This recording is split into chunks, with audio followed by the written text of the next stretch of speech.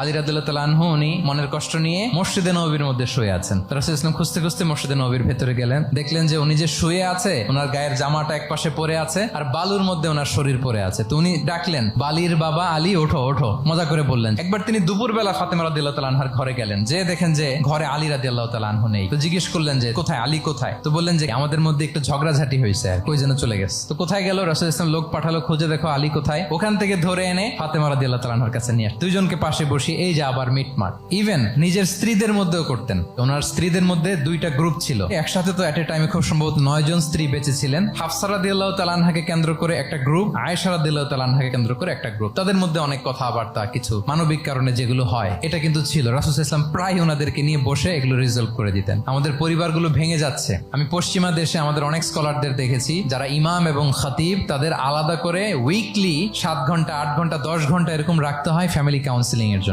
যাদের মধ্যে বিরোধ, হাজবেন্ড ওয়াইফের ঝামেলা চলতেছে, উনি কাউন্সিলিং করে। এটা খুব জরুরি। আল্লাহ রাসূল সাল্লাল্লাহু আলাইহি ওয়াসাল্লাম এটা করতেন, সাহাবাদের মধ্যে করতেন। এটা ছিল রাসূল সাল্লাল্লাহু আলাইহি ওয়াসাল্লামের ডেইলি বেসিসে একটা অ্যাক্টিভিটি। কনফ্লিক্ট তিনি রিজলভ করে দিতেন।